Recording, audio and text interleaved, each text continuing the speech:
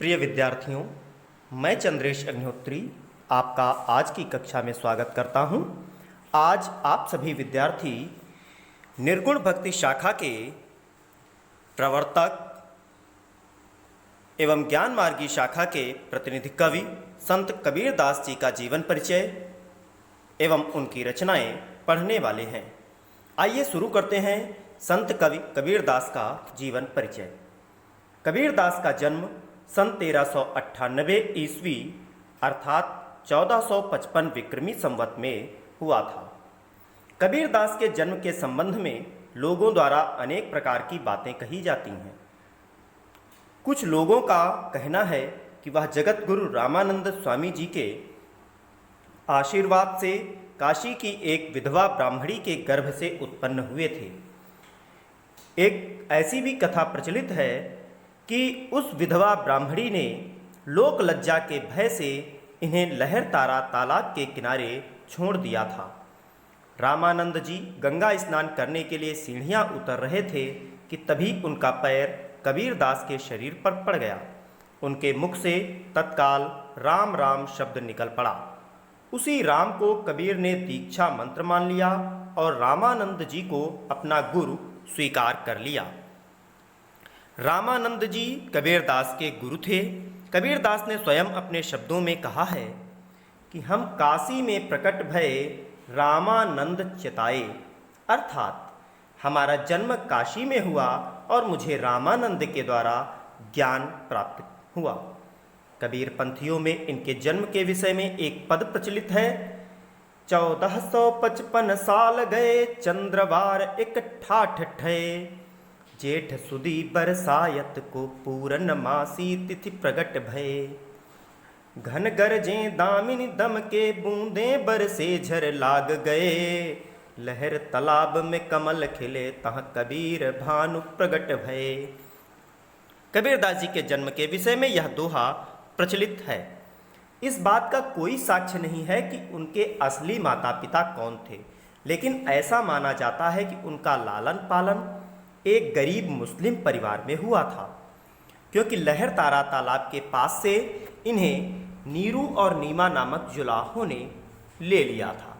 उनको नीरू और नीमा के द्वारा वाराणसी के एक छोटे नगर से पाया गया था।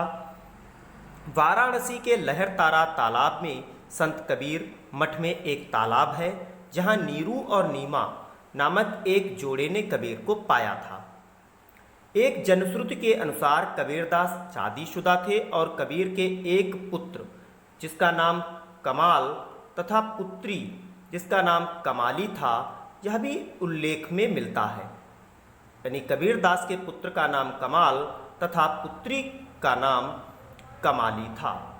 साथ ही साथ यह भी आपने देखा कि कबीरदास का विवाह भी हुआ।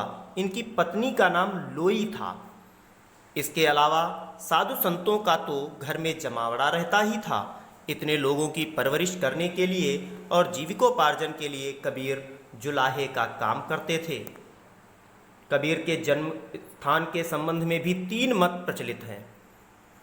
पहला मगहर, काशी और आजमगढ़ में बेलहारा गांव। मगहर के पक्ष में यह तर्क दिया जाता है कि कबीर ने अपनी रचना में वहां का उल्लेख किया है।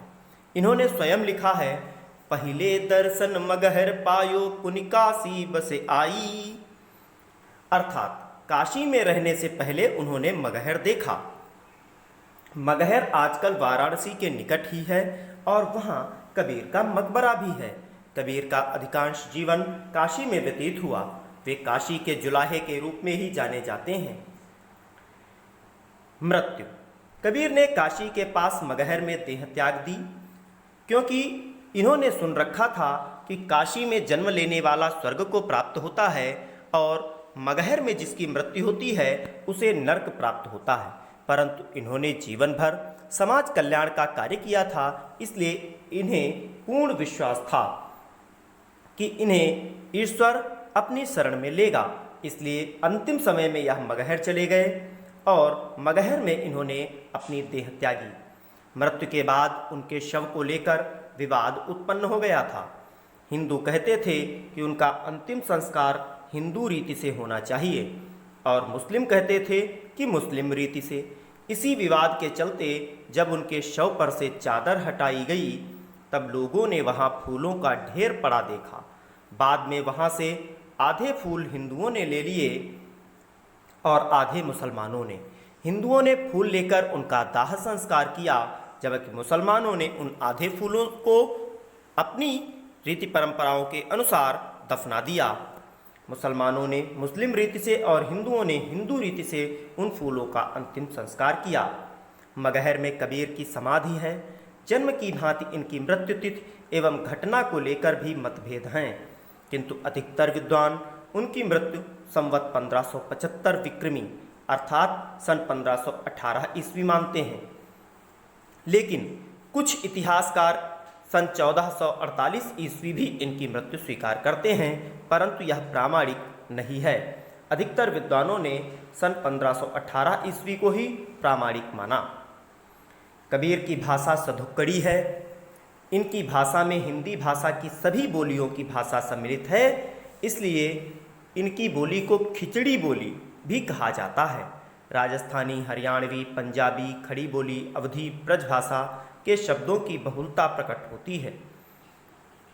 इनकी रचनाओं में एक ग्रंथ बीजक प्राप्त होता है, जिसके 3 मुख्य भाग हैं, साखी, सबद और रमैनी। विवरण: कबीरदास जी का पूरा नाम संत कबीरदास था तथा इनका जन्म सन 1398 ईस्वी के लगभग हुआ।